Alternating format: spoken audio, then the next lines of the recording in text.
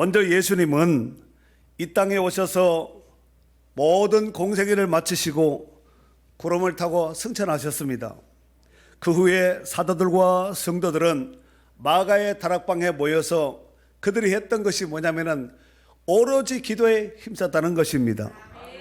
그리고 주님이 약속하셨던 그 성령의 이제 성령을 받기 위해서 그들은 간절히 하나님 앞에 생명을 걸고 기도하였습니다.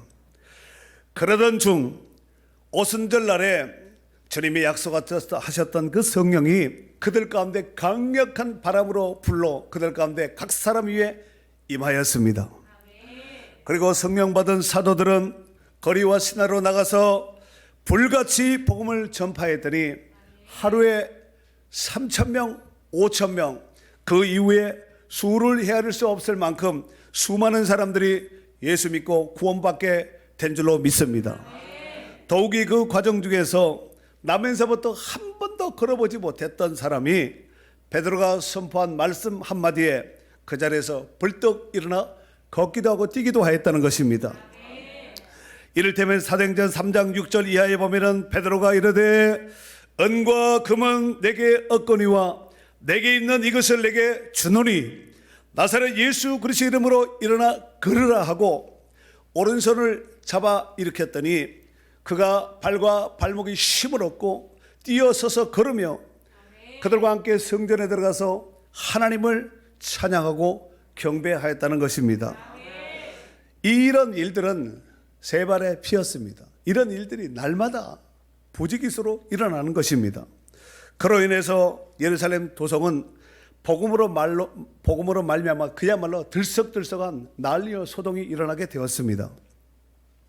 한편 이를 본 종교 지도자로 구성되어 있던 사내들인 공회원에서는 자신들의 종교적인 입지가 불편하게 됨으로 인하여서 사도들이 사람들에게 복음을 전하는 것을 싫어하여 사도들을 붙들어 놓고 감옥에 가둬버렸습니다. 그리고 하룻밤을 감옥에 재운 뒤에 그들이 사내들인 공회원 앞에 사도들을 세워놓고 노골적으로 비난하였습니다. 너희가 무슨 권세로 너희가 예수를 전하고 이 복음을 전하여서 온 예루살렘 도성이 들썩들썩 시끄럽게 난리와 소동을 피우느냐 이렇게 하였더니 성령이 충만한 사도 베드로가 우리는 우리의 구원자 되신 예수 그리스도의 이름으로 복음을 전파한 것이다. 그리고 오늘 본문과 같이 다른 이로서는 구원을 받을 수 없나니 천하 사람 중에 구원을 받을 만한 다른 이름을 우리에게 주신 일이 없다. 오직 구원자는 예수 그리스도라 하고 기탄 없이 담대하게 말씀을 선포했습니다. 그로 인해서 더 이상 사내들인 공회원들이 더 이상 만류할 수 없게 되자 사도들에게 엄포와 겁박을 하기 시작했습니다. 다시는 너희가 사람들을 불러 모으지도 말고 예수 이름으로 사람들에게 복음을 전하지 말고 그들에게 말하지도 말라 이렇게 하였을 때에 베드로와 요한이 4장 19절 20절에 보면은 베드로와 요한이 대답하여 이르되 하나님 앞에서 너희 말을 듣는 것이 하나님의 말씀을 듣는 것보다 옳은가 판단하라. 우리는 보고 들은 것을 말하지 아니할 수 없다 라고 담대하게 선포했습니다.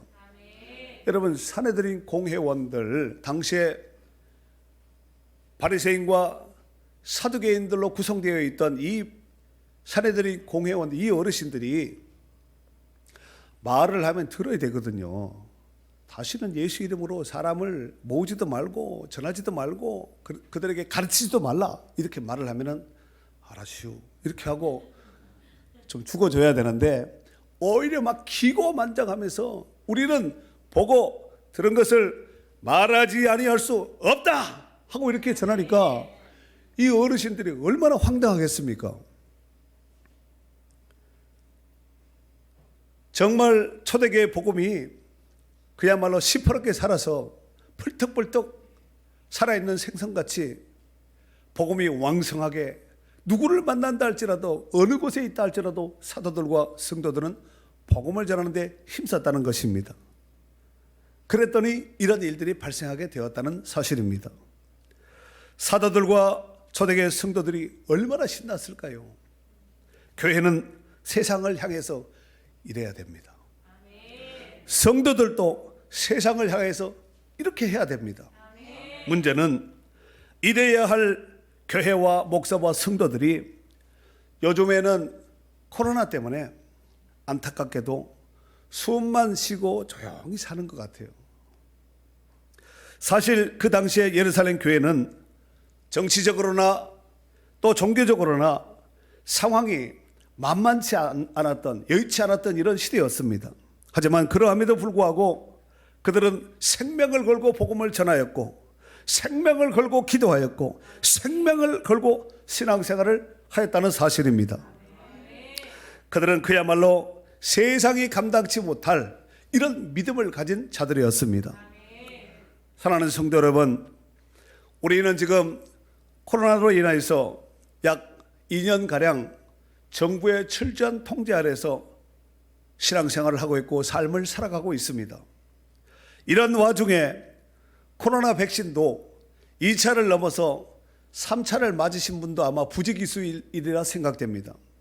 심지어 이스라엘 나라에서는 이미 4차 백신도 지금 현재 맞고 있는 실정이라는 것입니다. 이는 언젠가는 우리도 지금은 3차 맞아서 안 맞아서 지금 2차 맞아서 묻는 분들 별로 없죠. 3차 맞았어. 3차 언제 맞을 거야? 보통 이런 코로나 백신을 얘기하면 보통 그렇게 얘기하지 않습니까? 그런데 언젠간 우리도 4차를 맞을 때가 온다는 것입니다. 4차로 끝나겠습니까? 차는 계속 있으니까 5차, 6차 계속 나가니까. 지난 주일에도 제가 잠깐 말씀을 드렸습니다마는 코로나를 치료하는 치료제가 나오기 전까지는 그 어떤 누구도 자유로울 수 없습니다. 더욱이 기저질환자는 더욱더 자유롭지 못하다는 사실입니다. 다행히 미국에서 코로나를 치료하는 치료제가 개발되었다는 희소식이 전해지고 있습니다. 하지만 그 치료제가 나왔다 할지라도 우리에게 직접 주사나 약이 투여되기까지는 오랜 시일이 아마 걸리리라 생각됩니다. 문제는 이런 치료제가 나와서 우리가 맞고 접종을 하기까지 우리는 이 모양 저 모양으로 정부의 철저한 통제 아래서 저촉을 받아야 하기 때문에 한동안 불편을 감수해야 된다는 말씀입니다. 우리는 지금 코로나가 발발할 이후에 뒤늦게 깨달은 것이 참 많습니다. 더욱이 통제받지 않는 자유가 얼마나 소중한지를 코로나를 겪어보니 새삼스럽게 참 그때가 감사했구나, 좋았던 시절이구나 하는 것을 깨닫게 됩니다. 왜 사회주의 국가에 반기를 들었던 사람들이 자유를 외치며 자유가 아니면 차라리 우리에게 죽음을 달라라고 했는지를 뒤늦게 깨닫습니다. 우리가 육신의 자유함을 누리지 못하여도 그 불편함과 고통은 이와 같을진데 영적으로 원수 마귀에게 매여서 종살이하는 사람들의 괴로움은 얼마나 괴로울까요? 그런 맥락에서 오늘 성탄절을 기하여서 예수님께서 이 땅에 오신 목적도 우리를 자유케 하기 위해서 오셨다는 사실을 명심하시고, 그래서 예수 안에서 자유와 평강을 마음껏 누릴 수 있기를 바랍니다. 자, 그런 의미에서 성탄절을 맞은 오늘 여러분에게 몇 가지 질문을 할 테니까 입으로 말하지 말고 속으로 이렇게 답변을 해보시기 바랍니다. 성경은 아담 이래 모든 사람들에 대해서 뭐라고 말씀하고 있나요? 네, 모든 사람은 죄인이라고 말을 하고 있습니다. 로마서 3장 23절 말씀에 보면은 모든 사람이 죄를 범하였음에 라고 말하였고, 로마서 3장 10절 말씀에는 기록된 바 의인은 없나니 하나도 없으며 그랬습니다. 모든 사람이 죄를 범하였고 의인은 한 사람도 없다. 그러니까 죄의 수렁에서 살아가고 있는 것입니다. 두 번째로, 그렇다면 죄인은 결국 어떻게 되는 것일까요? 로마서 6장 23절 말씀에 보면은 죄의 삭은 사망이라 그랬습니다. 사망이 뭐예요? 죽는 것입니다. 이 사망은 그냥 단순한 죽음으로 끝나는 것이 아니라 영원히 저주받은 고통이요 또한 지옥적인 죽음을 말하는 것입니다. 요한계시록 20장 15절 말씀에 보면은 누구든지, 예외가 없습니다. 누구든지 생명책에 기록되지 못한 자는 불못에 던져지리라 그랬습니다. 누구든지 하나님의 생명책에 기록되지 못한 자는 다 불못이 뭐예요? 불이 담겨 있는 연못 같은 불이 담겨 있는 못입니다. 여기는 무저객이라고도 말을 하는데 바닥이 없습니다. 끊임없이 떨어지고 불과 고통 가운데 신음하고 탄식하고, 이것이 영원한 거예요. 이것이 지옥이거든요. 그런데 하나님의 생명책에 기록되지 못한 자는 누구든지 그 불못에 떨어진다는 것입니다. 여러분, 누구든지 하나님의 생명책에 기록되지 못한 자는 불못에 떨어질 수밖에 없는데, 예수님께서 이 불못에 떨어지지 않도록 하기 위해서 이 땅에 오신 겁니다. 그래서 누구든지 예수 그리스도를 믿는 자는 멸망치 않고 영생을 얻는 구원받은 하나님의 자녀가 된 줄로 믿습니다. 자, 그렇다면 이 죽음의 문제를 어떻게 해결해야 될까요? 아무든지 누구든지 하나님의 생명책에 기록되지 못하면 다 모조리 그냥 남녀노소 빈부귀천 지구화를 막나라고 모조리 그냥 떨어지는 것입니다. 구약 시대에는 죽어야 할 죄인 대신에 짐승을 죽여서 하나님 앞에 제사함으로 죄사함을 받았습니다. 더욱이 짐승도 아무 짐승이나 되는 것이 아니라 반드시 소, 양, 비둘기, 염소밖에 안 됩니다. 왜 그럴까요? 하나님이 정해놓으신 짐승이기 때문에 그렇습니다. 하지만 이런 짐승의 제사는 영원한 속죄를 이룰 수 없다는 것입니다. 다만 그러한 짐승의 제사는 장차 오실 예수 그리스도의 예표였습니다. 짐승으로 해결될 것 같으면 예수님이 왜 오겠습니까? 오실 필요가 없잖아요. 쓸데없이. 그렇지 않겠습니까? 그리고 예수님이 이 땅에 오신 궁극적인 목적은 자신의 몸을 죄인들을 위하여서 대속 제물로 드려지기 위하여서 이 땅에 오신 것입니다. 로마서 6장 10절 말씀에 보면은 그가 죽으심은 죄에 대하여 단번에 죽으시며 그가 살아 계심은 하나님께 대하여 살아 계심이니 그랬습니다. 예수님은 죄 문제를 해결하기 위해서 단번에 죽어 주셨습니다. 예수님이 죽지 않으면 그 어떤 누구도 아까 생명책에 기록될 자가 한 사람도 없습니다. 의인 없는 한 사람도 없다 그랬잖아요. 누가 하나님의 생명책에 기록될 수 있겠습니까? 우리가 출생을 하면은 동사무소에 가서 뭐 이렇게 출생신고를 하지만 낳지 않은 애를 출생신고를 받아주던가요? 그렇지 않습니다. 그러하듯이 하나님의 생명책에 기록되지 않는 자는 영원한 불못에 영원한 지옥에 떨어질 수밖에 없고 그곳에서 영원토록 고통과 신음 속에 살 수밖에 없는 우리의 모습이었다는 것입니다. 히브리서 2장 14절 15절을 말씀해 보면은 곧 마귀를 멸하시며 또 죽기를 무서워함으로 한평생 매여 종로로 타는 모든 자들을 놓아주려 하시니 그랬습니다. 우리가 그렇게 살았습니다. 한평생 종로로 타고 죽기를 무서워하고 마귀의 종으로서 그렇게 종살이 하던 자들이었습니다. 예외 없습니다. 그렇다면 왜 예수님은 우리와 같은 몸을 입고 이 땅에 제물로 오셨을까요?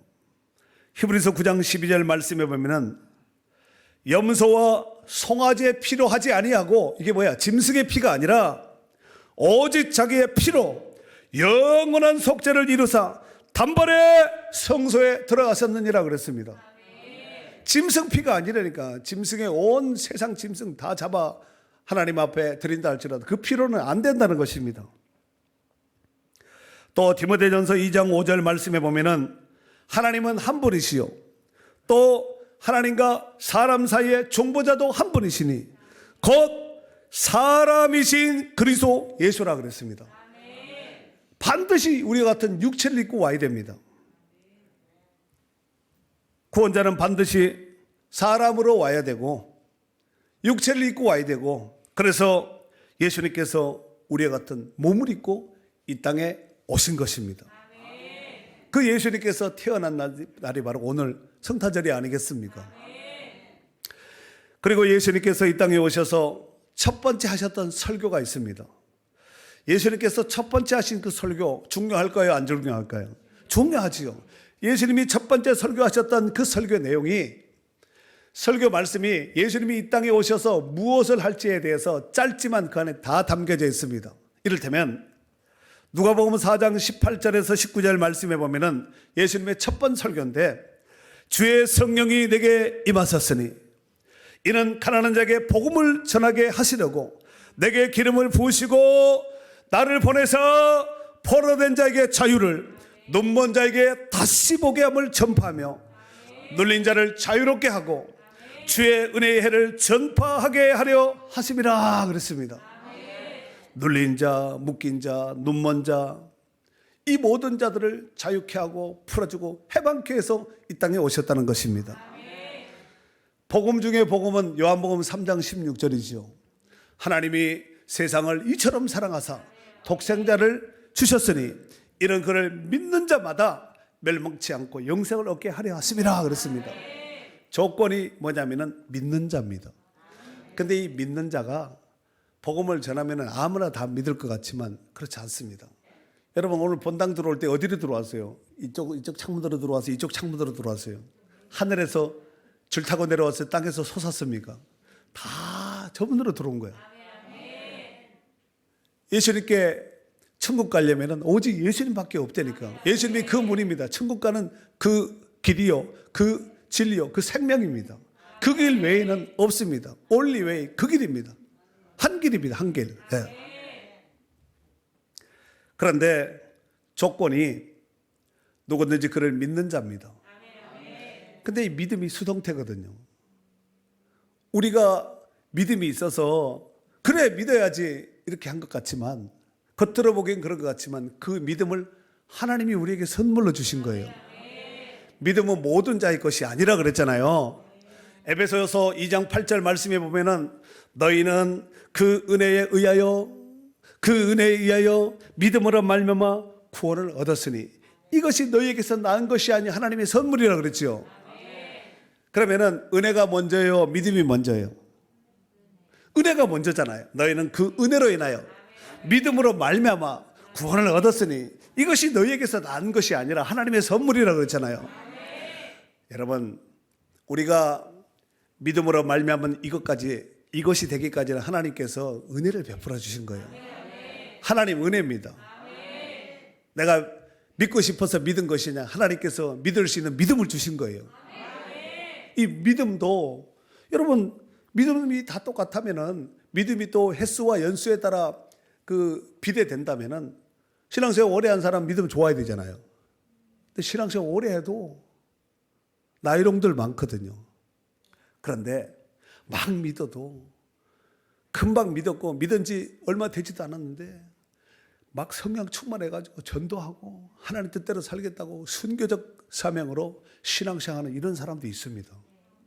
시편 33편 16절 이하에 보면은 많은 군대로 구원 얻는 왕이 없으며 용사가 10이 세어도 스스로 구원하지 못하는도다. 구원하는데 군마는 헛되며 군대가 많다 하여도 능히 구원하지 못하는도다. 그렇습니다. 군대가 많으면 전쟁에서 이겨야 되잖아요. 군대가 많다고 반드시 이기는 것이 아니에요. 이기게 하신 하나님이 이기게 해주시면 되는 겁니다.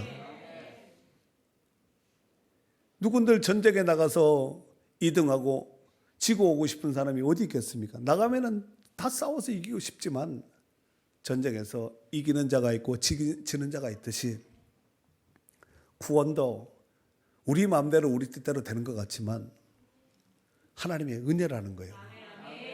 그러니까 우리가 보통 사람이 아니라는 거예요. 하나님의 이 어마어마한 은혜를 받아 누리고 있다는 거예요. 사랑하는 성도 여러분, 오늘 본문에 사도 베드로가 고백하였듯이 본문 한번 읽어봐요. 12절 한 절이니까 시작. 다른 이로서는 구원을 받을 수 없나니 천하 사람 중에 구원을 받을 만한 다른 이름을 우리에게 주신 일이 없음이라 하였더라. 없다니까 없습니다. 구원은 천하 사람 중에 구원받을 만한 다른 이름을 우리에게 주신 일이 없다는 거예요. 왜 석가모니가 안 되고 공자가 안 되고 마호멧이 안 되냐면은 그랬잖아요. 금방 읽지 않았습니까? 다른 이로서는 구원을 받을 수 없다니까요. 다른 이로서는 구원을 받을 수 없나니 천하 사람 중에 구원을 받을 만한 다른 이름을 우리에게 주신 일이 없다니까요. 예수에는 없습니다. 오직 구원자는 예수 그리스도요. 그 이름으로만 구원받을 수 있습니다. 이 예수 그리스도께서 탄생하신 날이 바로 오늘 성탄절입니다. 우리를 구원하시기 위하여서 십자가에 못 박혀 죽으시고 3일 만에 부활하시고 또 하늘로 승천하신 주님은 영광 중에 구름을 타시고 다시 오실 줄로 믿습니다. 초림 예수님은 십자가에서 우리의 죄를 담당하시고 그로 인해서 구원의 길을 활짝 열어놓으셨습니다. 이제 다시 오실 예수 그리스도는 영광 중에 구름을 타고 다시 오실 것입니다. 이제 그 주님을 소망하며 등과 기름을 잘 준비하여서 깨어있는 신실한 성도들이 될 수 있기를 주의 이름으로 축원합니다. 축원합니다.